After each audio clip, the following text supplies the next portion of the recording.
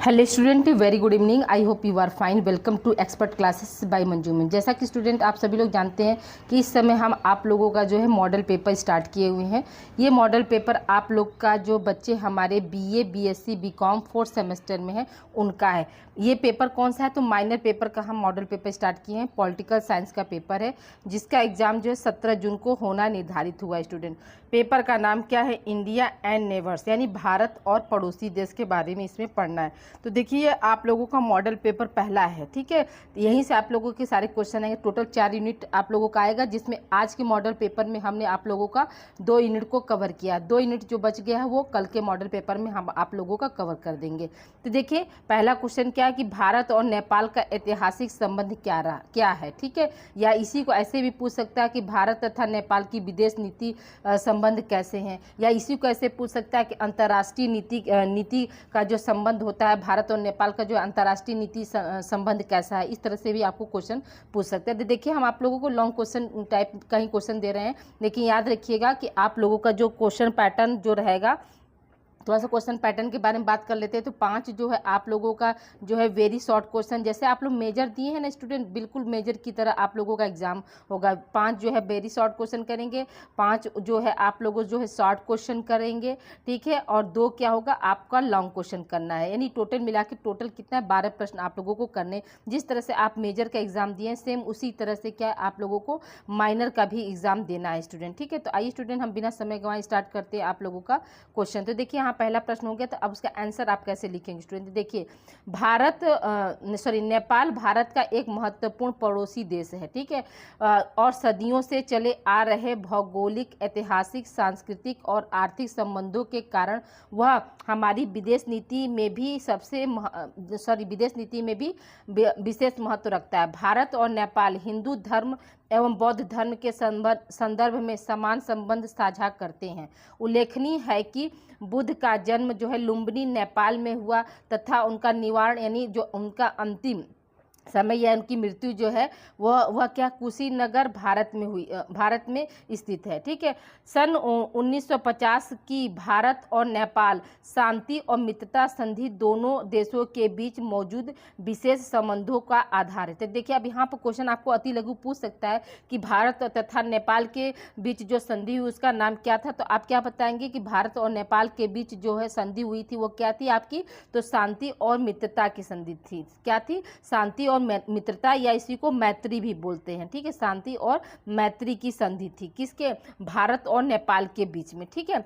अब आइए आगे हम बात करते हैं कि भारत और नेपाल शांति और मित्रता संधि क्या थी स्टूडेंट, इसके बारे में देख लेते हैं। तो यहाँ पे क्या दिया है आपका कि हाँ देखिए कि यह भारत और नेपाल के मध्य द्विपक्षीय संधि थी। यानी द्विपक्षीय का मतलब कि 2 देश जो है भारत और नेपाल, ठीक है, जिसका उद्देश्य दोनों दक्षिण एशियाई पड़ोसी देशों के बीच घनिष्ठ रणनीतिक संबंध स्थापित करना है। यह संधि दोनों देश के बीच लोगों और वस्तुओं को मुफ्त आवाजाही और रक्षा एवं विदेशी मामलों के बीच घनिष्ठ हो गया यहाँ पर, ठीक है, घनिष्ठ संबंध तथा सहयोग की अनुमति देता है। तो देखिए जो शांति और मित्रता की संधि जो नेपाल और भारत के बीच में हुई, तो उसका ये था कि जो भारत के, चाहे वो भारत के नागरिक हो या चाहे नेपाल के नागरिक हो, दोनों जगह के जो नागरिक हैं वो मतलब मुफ्त में आवाजाही, मतलब उनको कोई भी जैसे पेमेंट नहीं देने पड़ेगा, वो मतलब मुफ्त में अब एक देश से दूसरे देश को जो है जा सकते थे, ठीक है। अब क्या है फिर साथ ही ये नेपाल को भारत के, अब देखिए आगे क्या है यहाँ पर, हाँ देखिए ये क्या है, साथ ही यह नेपाल को भारत के हथियार खरीदने की भी सुविधा देता है, ठीक है। जो भारत है वो क्या है, जो नेपाल देश है वो भारत को क्या है जो है हथियार खरीदने का जो है सुविधा भी देता है। अब आइए देखिए हम बात करते हैं भारत के लिए नेपाल का महत्व, यानी भारत के लिए नेपाल का क्या महत्व है इसके बारे में हम बात करते हैं।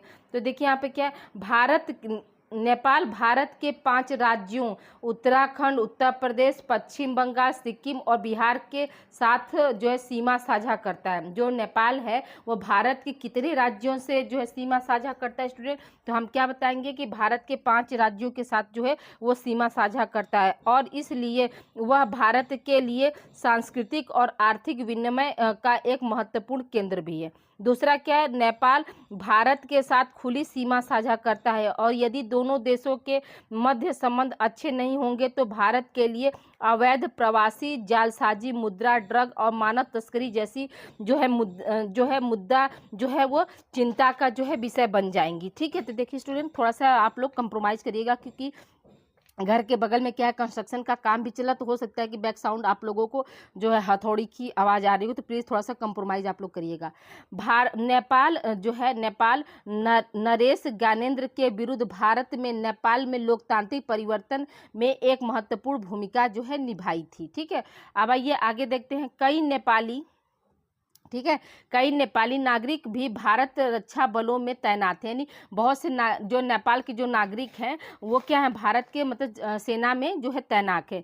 ठीक है, कई हिंदू और बौद्ध तीर्थ स्थल नेपाल में मौजूद है, जिसके कारण नेपाल भारत के लिए सांस्कृतिक दृष्टि से भी काफ़ी महत्वपूर्ण है। नेपाल का दक्षिण क्षेत्र भारत की उत्तरी सीमा से सटा है। भारत और नेपाल के बीच रोटी बेटी का रिश्ता माना जाता है। ठीक है, भारत और नेपाल के बीच कैसा रिश्ता है, तो रोटी और बेटी का रिश्ता माना जाता है। आपको क्वेश्चन बन सकता है कि रोटी और बेटी का रिश्ता जो है भारत का किस देश के साथ है, किस पड़ोसी देश के साथ है, तो आप क्या बताएंगे कि नेपाल और भारत के साथ है। ठीक है, बिहार और पूर्वी उत्तर प्रदेश के साथ नेपाल के मधेसी समुदाय का संस्कृति और जातीय संबंध भी रहा है। ठीक है, ये इतने क्या थे आपके जो है मतलब ये क्या थे आपकी हेडिंग में, यहाँ पे क्या है जो है भारत नेपाल शांति मित्रता संधि के जो पक्ष थे और भारत के लिए नेपाल का क्या क्या महत्व है, इसके बारे में जो 6 पॉइंट थे। अब आइए देखिए हम बात करते हैं भारत और नेपाल के का सहयोग। ठीक है, भारत और नेपाल का क्या सहयोग है, तो व्यापार और अर्थव्यवस्था में है। ठीक है, कनेक्टिविटी में है, और फिर क्या विकास सहायता में भी और रक्षा सहयोग में भी। अब आइए देखिए एक एक पॉइंट को हम देख लेते हैं कि व्यापार और अर्थव्यवस्था में जो है भारत और नेपाल का क्या सहयोग है। तो नेपाल एक लैंडलॉक देश है। लैंडलॉक देश यानी कि पूरा तरह से बंधा हुआ, जो 3 तरफ से भारत से घिरा हुआ है और एक तरफ से तिब्बत से घिरा हुआ है। ठीक है, जो नेपाल है इसको लैंडलॉक देश इसलिए कहते हैं क्योंकि वो 3 तरफ से क्या भारत से घिरा हुआ और एक तरफ से क्या तिब्बत से घिरा हुआ है। भारतीय सहयोग नेपाली उद्योगों के साथ विनिर्माण सेवाओं, बैंकिंग और बीमा, बिजली क्षेत्र और पर्यटन आदि में भी क्या होते हैं, संलग्न होते। तो ये 2 क्या थे आपके व्यापार और अर्थव्यवस्था से उसका सहयोग था। फिर कनेक्टिविटी में देखती है क्या है कि भारत नेपाल ने अपने नागरिकों के मध्य संपर्क बढ़ाने और आर्थिक वृद्धि और विकास को बढ़ावा देने के लिए विभिन्न कनेक्टिविटी कार्य शुरू किए। हाल ही में भारत में रक्सौल को काठमांडू से जोड़ने के लिए इलेक्ट्रिक रेल ट्रैक बिछाने होगा। ठीक है, यहाँ पर बिछाने बना लीजिए। बिछाने हेतु दोनों सरकारों के बीच समझौते पर क्या हुआ, हस्ताक्षर हुए। तो ये क्या, ये भी एक तरह से जोड़ने का कार्य कर रहा है। अब आइए आगे बात करते हैं विकास सहायता। विकास सहायता में क्या है, तो भारत सरकार नेपाल की जमीनी स्तर पर बुनियादी ढांचे के निर्माण पर ध्यान केंद्रित करते हुए समय समय पर विकास सहायता प्रदान करती है। फिर है इसमें बुनियादी ढांचा, स्वास्थ्य, जल संसाधन, शिक्षा, ग्रामीण और सामुदायिक विकास आदि जो है इसमें शामिल है। अब देखिए रक्षा सहयोग क्या क्या है, तो रक्षा सहयोग के बारे में देखिए यहाँ पे क्या है, द्विपक्षीय रक्षा सहयोग के तहत उपकरण और प्रशिक्षण के माध्यम से नेपाल की सेना का आधुनिकीकरण शामिल है। फिर दूसरा क्या है, भारतीय सेवा की गोरखा रेजिमेंट्स में नेपाल के पहाड़ी इलाकों से भी युवाओं की भर्ती की जाती है। यानी जो है भारत की सेना में क्या है, नेपाल के पहाड़ी इलाकों से भी युवाओं को जो है भर्ती किया जाता है। भारतवर्ष 2011 में नेपाल के साथ हर साल सूर्य किरण नाम से संयुक्त सैन्य अभ्यास कराता है। देखिए सूर्य किरण नाम जो है ये जो है संयुक्त सेना अभ्यास किस देश से है, तो भारत का नेपाल के साथ है। ठीक है, अब आइए आगे बात करते हैं भारत तथा चीन की विदेश नीति क्या है, या फिर भारत तथा चीन के बीच संबंधों को कैसे आप स्पष्ट करते हैं, इसके ऊपर प्रकाश डालिए। तो देखिए यहाँ पे क्या है, भारत और चीन के बीच संबंध बौद्ध धर्म के माध्यम से सांस्कृतिक और सभ्यता संबंध रेशम मार्ग पर व्यापार से है। प्राचीन रेशम मार्ग के माध्यम से ऐतिहासिक व्यापारिक संबंध विकसित हुए हैं। ठीक है, तो यानी कि रेशम की वजह से आप जानते हैं ना कि चीन क्या है, चीन जो है आपका जो है जन्मदाता देश, रेशम का जन्मदाता देश है। तो रेशम की व्यापार के लिए जो है भारत से जो है क्या है, चीन का जो है संबंध जो है अच्छा बना है। अब देखिए हम बात करते हैं स्वतंत्रता के बाद कैसा संबंध रहा। अब इसको बारे में देखते हैं। तो देखिए यहाँ पे क्या है, 1950 में पीपुल्स रिपब्लिक ऑफ चाइना की मान्यता दी। ठीक है, स्वतंत्रता के बाद क्या हुआ, 1950 में भारत ने जो है पीपुल्स रिपब्लिक ऑफ चाइना की जो है मान्यता दी। पंचशील समझौता 1954, और क्या हुआ, भारत और चीन के बीच में कौन सा समझौता या कौन सी संधि हुई, तो पंचशील समझौता जो है 1954 हुआ। इसमें क्या हुआ, नेहरू और झोउ एन लाई के बीच शांतिपूर्ण सह अस्तित्व के 5 सिद्धांतों पर हस्ताक्षर हुए। पंचशील समझौता क्यों नाम पड़ा, क्योंकि इसमें क्या है, पंचशील सिद्धांतों को जो है शामिल किया गया, इसलिए जो है इसका नाम पंचशील समझौता पड़ा। ये कब हुआ, ये 1954 ईस्वी में हुआ। उस समय हमारे देश के प्रधानमंत्री कौन थे, नेहरू जी थे, और नेहरू जी के साथ जो है चीन के कौन मिले थे, तो झाउ एन लाई के बीच जो है इन पंचशील समझौते पे जो है साइन किया गया, पंचशील संधि पर जो है साइन किया गया। 1959 ईस्वी में तिब्बती विद्रोह दलाई लामा को भारत में शरण देने से कूटनीतिक तनाव पैदा हुआ। ठीक है, तो 1959 ईस्वी में तिब्बती विरोध में भारत ने क्या किया था, जो दलाई लामा को जो है शरण दिया, इसकी वजह से क्या हुआ, फिर चीन और भारत में क्या हो गए, तनाव जो है पैदा हो गए। अब आइए देखिए भारत चीन युद्ध 1962।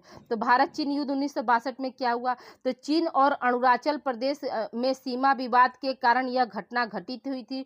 भारत को भारी सैन्य असफलताओं का सामना करना पड़ा, जिससे गहरा जो है विश्वास जो है, मतलब यहाँ पर गहरा अविश्वास होगा। ठीक है, गहरा अविश्वास जो है पैदा हो गया कि मतलब चीन कभी भी क्या है, धोखा दे सकता है, वो हम लोग के साथ मिलकर जो है कार्य नहीं कर सकता है, उसकी दोस्ती जैसे सही ने, ऐसा जो है इसके बाद हुआ। फिर क्या, आगामी कार्य यानी कि युद्ध के बाद कौन कौन से कार्य हुए, तो देखिए 1976 में राजनीतिक संबंध जो है फिर से बहाल हो गए। 1988 में प्रधानमंत्री राजीव गांधी की यात्रा से संबंधों को सामान्य बनाने की पहल की गई। ठीक है, तो 1962 में युद्ध हुआ, लेकिन फिर 1976 ईस्वी में क्या हुआ, राजनीतिक संबंध फिर बहाल हो गए, और 1988 में क्या हुआ, फिर से जैसे मतलब उनकी यात्रा को मैंने राजीव गांधी उस समय यात्रा की, जिससे क्या हुआ, फिर से जो है चीन और भारत का जो संबंध वो जो है सामान्य हो गया।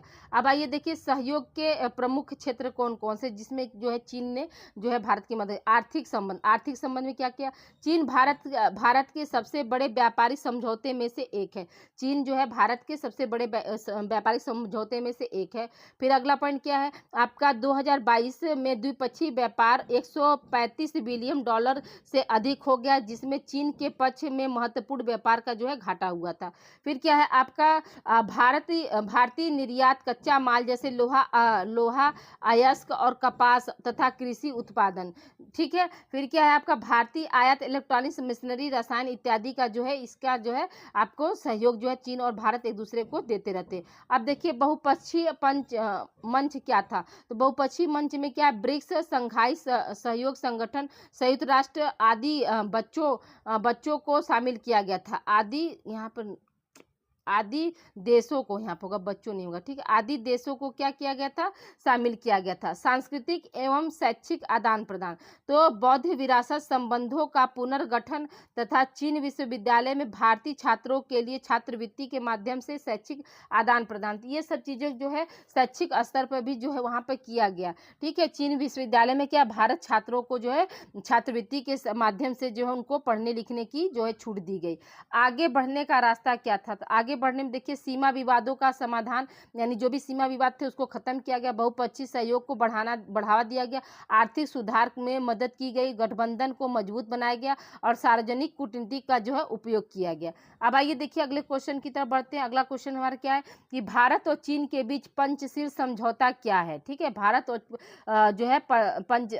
चीन के बीच पंचशील समझौता क्या है, यानी कहने का मतलब क्या कि जो पंचशील समझौता हुआ वो किसके बीच हुआ है। कभी आपको क्वेश्चन इस तरह से भी आ सकता है कि पंचशील संधि या समझौता क्या है, यह किस देश के बीच में किया गया। ठीक है, तो आप देखिए यहाँ पर क्या है कि भारत और चीन के बीच पंचशील समझौता 29 अप्रैल 1954 ईस्वी को हस्तांतर जो हस्ताक्षर होता है ना वो होगा। ठीक है, हस्ताक्षरित ठीक है।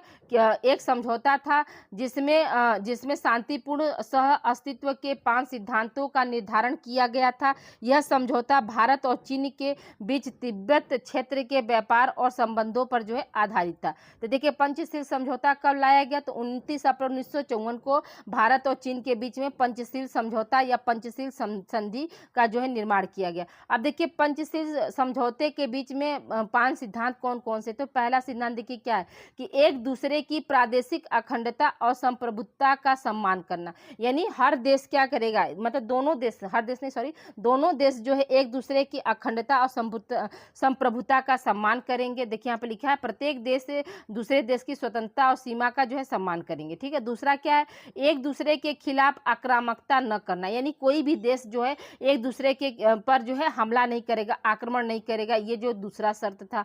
तीसरा क्या है, एक दूसरे के आंतरिक मामलों में हस्तक्षेप नहीं करना, यानी दोनों में से कोई भी देश जो है मतलब इंटरनल मैटर आया, आंतरिक मामला आया, तो उसमें क्या है वो हस्तक्षेप नहीं करेंगे। ठीक है। तीसरा क्या, चौथा क्या है आपका, चौथा है कि समानता और पारस्परिक लाभ, दोनों देश जो है एक दूसरे को क्या करेंगे, पारस्परिक लाभ और समानता जो है प्रदान करेंगे। पांचवा क्या है, शांतिपूर्ण सह अस्तित्व, दोनों देश शांतिपूर्ण तरीके से साथ रहेंगे। यह समझौता 29 अप्रैल 1954 को जवाहरलाल नेहरू और चाउ एन लाई द्वारा हस्ताक्षरित किया गया था। देखिए वही हस्ताक्षरित वहां पर था, वही बना लीजिएगा स्टूडेंट। ठीक है। हालांकि 1962 ईस्वी में चीन भारत युद्ध के साथ यह समझौता क्या सफल हो गया, नहीं यह समझौता विफल हो गया, यहाँ पर होगा विफल हो गया। लेकिन इसके बाद इसके सिद्धांत आज भी जो है महत्वपूर्ण हो गए। ठीक है। देखिए 29 अप्रैल 1954 ईस्वी को तो ये समझौता किया गया, लेकिन जब भारत और जो है चीन में से भारत और चीन का जैसे फिर से जैसे युद्ध हुआ 1962 ईस्वी में, तो ये जो पांच पंचशील समझौता था, उसके जो पंचशील समझौता को क्या किया गया, विफल हो गया, नहीं वो असफल रहा।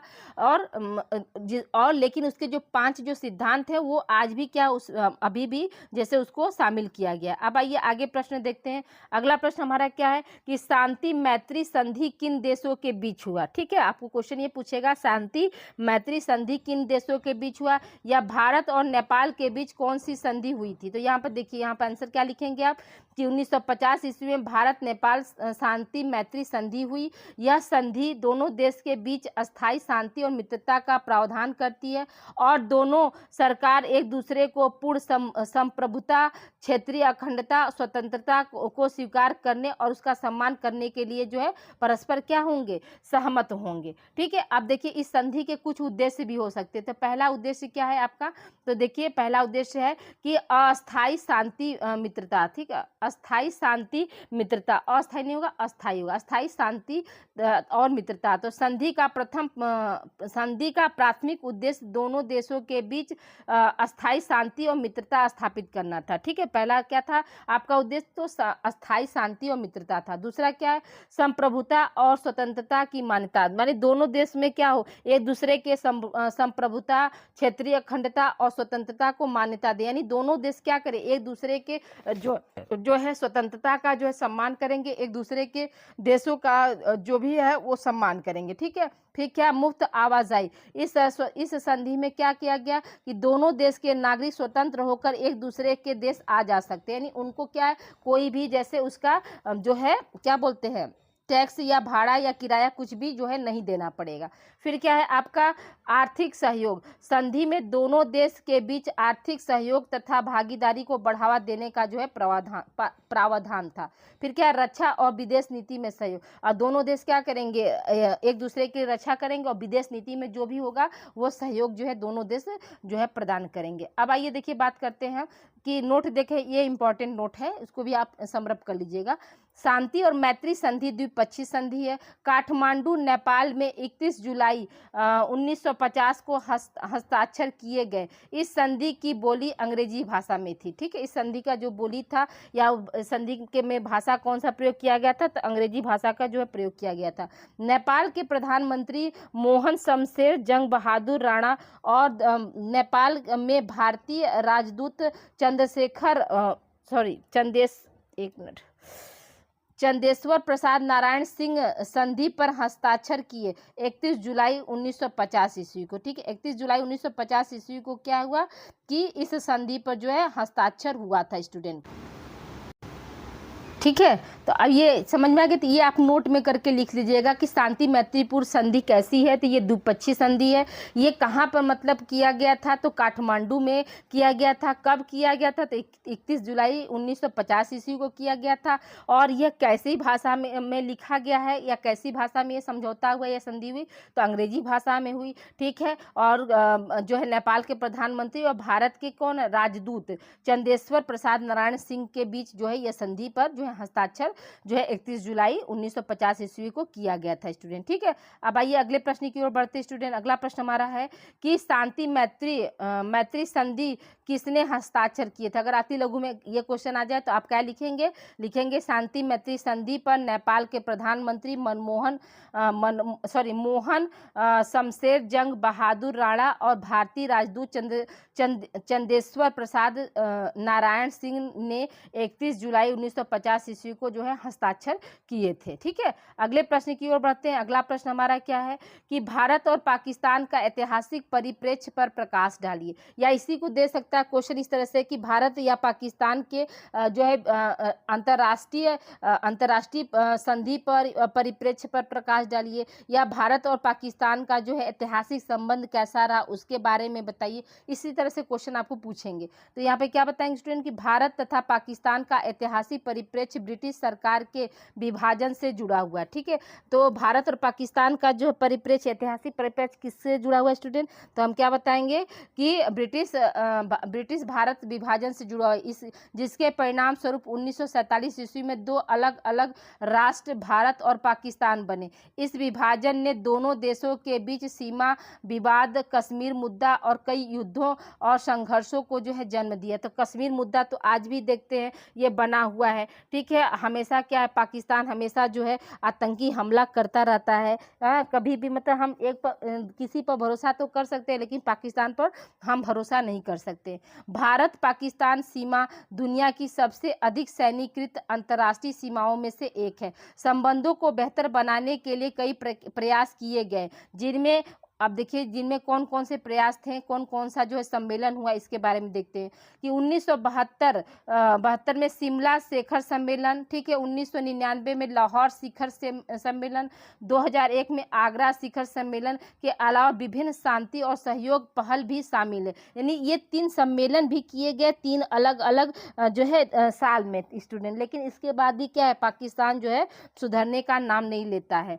फिर क्या है, उन प्रयासों के बावजूद पाकिस्तान की ओर से प्रायोजित सीमा पर आतंकवाद और भारत द्वारा प्रायोजित कथित विध्वंसक कृत्यों को बार बार जो होने वाले कृत्यों के परिणाम स्वरूप दोनों देशों के बीच के जो संबंध है ठंडे बने हुए हैं। बेहतर संबंधों को आगे बढ़ाने के लिए दोनों तरफ से जो किसी भी राजनीतिक लाभों की कमी के परिणाम स्वरूप दोनों देशों में क्या है, न्यूनतम जुड़ाव की अवधि आई है। यह उन्हें एक दूसरे से के साथ ठंडी शांति बनाए रखने की जो है अनुमति देती है। लेकिन क्या है, हमेशा अभी देखिए पहलगांव जो है एक दुर्घटना हुई, दुर्घटना क्या बोल सकते हैं उसको, आतंकी हमला तो हुआ। तो उसमें क्या हुआ, क्या पाकिस्तान जो है अपनी हरकतों से बाद आया, नहीं आया ना।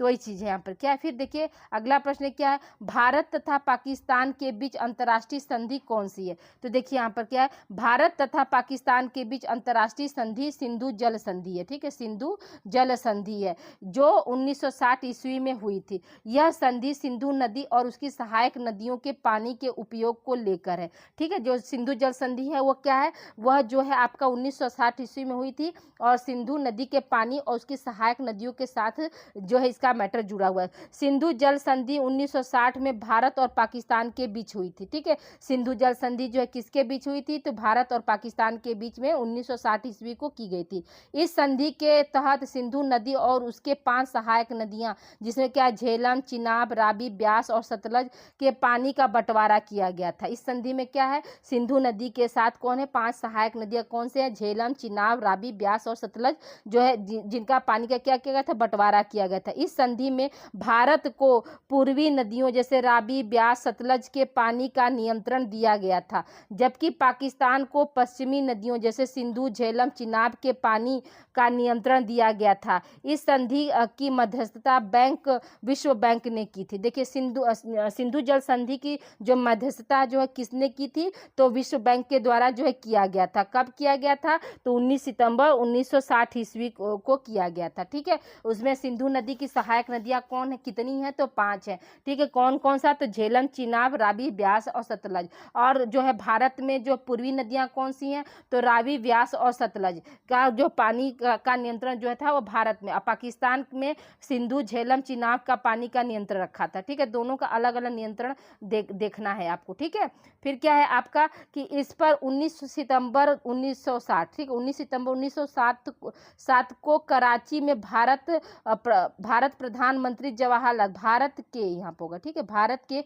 प्रधानमंत्री जवाहरलाल नेहरू और पाकिस्तानी राष्ट्रपति अयूब खान के हस्ताक्षर किए थे। ठीक है, मतलब ये जो सिंधु जल संधि जो है किन के बीच में हुआ था या किनने हस्ताक्षर किए थे, तो आप क्या बताएंगे कि भारत के प्रधानमंत्री जवाहरलाल नेहरू और पाकिस्तान के राष्ट्रपति अयूब खान के द्वारा जो है ये संधि जो है हस्ताक्षर किए गए थे। ठीक है, 23 अप्रैल 2025 को पहलगांव आतंकी हमले के बाद भारत सरकार ने राष्ट्रीय सुरक्षा चिंताओं का हवाला देते हुए पाकिस्तान पर राज्य प्रायोजित आतंकवाद का समर्थन करने का आरोप लगाते हुए संधि को क्या कर दिया, भंग कर दिया। देखिए, बना तो संधि 1960 ईस्वी में ये सिंधु जल संधि बनाई गई थी, लेकिन क्या हुआ, पहलगांव हमला जो हुआ था 23 अप्रैल 2025 को, अभी हाल ही में मैंने बताया ना कि 2 महीने पहले अभी क्या है पहलगांव में हमला हुआ था, तो उसकी वजह से क्या हुआ, ये जो सिंधु जल संधि थी उसको जो है निलंबित कर दिया गया या उसको खारिज कर दिया गया। ठीक है, अब आइए देखिए यहाँ पे क्या है, भारत को नदियों द्वारा ले जाए जाने वाले कुल जल का 30%, ठीक है, 30% नियंत्रण प्राप्त हुआ, जबकि पाकिस्तान को क्या था, 70% प्राप्त था। यानी सिंधु नदी की जो जल का जो है लाभ सबसे ज़्यादा कौन उठा रहा था, तो आपका पाकिस्तान उठा रहा था। भारत को क्या है 30% उसका लाभ मिल रहा था। ठीक है, सिंधु जल संधि को आज दुनिया में सबसे सफल जल बंटवारे के प्रयासों में एक माना जाता है। भले ही विश्लेषक जलवायु परिवर्तन से निपटने के लिए कुछ तकनीकी विशेषताओं का अध्ययन करने और समझौतों के दायरे का विस्तार करने की आवश्यकता को जो है स्वीकार किया गया। ठीक है, लेकिन याद रखिएगा ये सबसे जो है सफल संधि माना गया जल बंटवारे का। ठीक है, अब आइए देखिए यहाँ पर क्या है कि भारत और पाकिस्तान के बीच महत्वपूर्ण समझौते हुए, जैसे मतलब सिंधु जल संधि के अलावा भी कौन कौन सा समझौता हुआ, तो शिमला समझौता हुआ था। ठीक है, तो शिमला समझौता जो हुआ था तो वो शांति के लिए हुआ था। ठीक है, फिर क्या ताशकंद समझौता, तो ये 1966 ईस्वी में हुआ,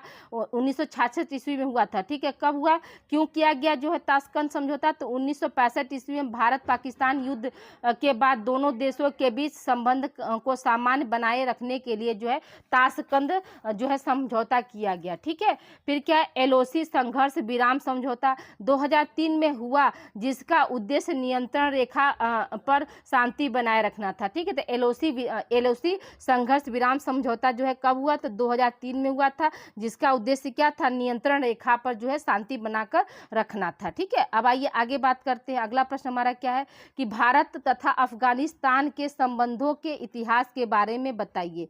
ठीक है, भारत तथा अफगानिस्तान के संबंधों के इतिहास के बारे में क्या आपको बताना है। तो देखिए, आधुनिक भारत और अफगानिस्तान के लोगों के बीच संपर्क सिंधु घाटी सभ्यता के दिनों से ही मौजूद है। 10वीं शताब्दी से लेकर 18वीं शताब्दी के मध्य तक भारत के उत्तरी क्षेत्र पर कई आक्रमणकारियों ने आक्रमण किया, जिनमें गजनी, खिजली, सूरी, मुगल जैसे आक्रमणकारी शामिल थे, और तथा आज जो अफगानिस्तान के नाम से जाना जाता है उस पर जो है आक्रमण किया गया था। ठीक है, भारत 1980 ईस्वी के दशक में सोवियत समर्थ लोकतांत्रिक गणराज्य अफगानिस्तान को मान्यता देने वाला एकमात्र दक्षिणी एशियाई देश था। यानी भारत क्या था, अकेले जो है समर्थन देने वाला जो है दक्षिणी एकमात्र एशियाई देश था, जिन्होंने अफगानिस्तान को क्या किया, समर्थन दिया, सपोर्ट किया। 1990 के दशक में अफगान गृह युद्ध तथा तथा तालिबान सरकार के दौरान संबंध खराब हो गए। देखिए 1990 की ईस्वी में क्या हुआ, गृह युद्ध के कारण अफगान तालिबान सरकार के दौरान क्या हुआ, संबंध खराब हो गए थे। भारत ने तालिबान को उखाड़ फेंकने में मदद की और अफगानिस्तान को मानवीय और पुनर्निर्माण सहायता प्रदान करने वाला सबसे बड़ा क्षेत्रीय प्रदाता बन गया। यानी जो अफगान और तालिबान में जो भी गृह युद्ध हुआ, हाँ, तो उसको तालिबान को नष्ट करने के लिए या उसको जड़ से उखाड़ने के लिए जो है भारत जो था मतलब हम आगे आया, ताकि अफगानिस्तान का जो अस्तित्व जो है बना रहे और भारत और अफगानिस्तान का जो संबंध जो है मधुर हो सके। अफगानिस्तान में भारत में पुनर्निर्माण प्रयासों के तहत भारतीय विभिन्न निर्माण परियोजनाओं पर भी काम कर रहे हैं। ठीक है, तो अफगानिस्तान में क्या भारत के बहुत सारे जो सदस्य हैं जो कि क्या कर रहे हैं, निर्माण के परियोजनाओं में काम करते हैं। ठीक है, फिर क्या क्या क्या है आपका कि भारत तथा अफगानिस्तान का राजनीतिक संबंध कैसा रहा था। अब उसके बारे में हम देख लेते हैं थोड़ा सा कि 2001 में अफगानिस्तान पर अमेरिका के नेतृत्व वाले आक्रमण ऑपरेशन एंड्यूरिंग फ्रीडम के दौरान भारत ने मित्र देशों की सेनाओं को की खुफिया और रसद सहायता की थी। तो 2001 में क्या किया था, भारत ने जो है मित्र देशों की सेनाओं की जो है खुफिया जो है रसद सहायता जो अफगानिस्तान को दी थी। वर्ष 2001 में अफगानिस्तान के साथ भारत का विकास साझेदारी को महत्व मिला, क्योंकि भारत आज अपनी संपूर्ण प्रतिबद्धता के साथ अफगानिस्तान को विकास सहायता प्रदान करने वाला 5वां सबसे बड़ा देश बना। ठीक है, अफगानिस्तान को मदद के लिस्ट में जो है भारत का कौन सा स्थान है स्टूडेंट, तो 5वां स्थान है।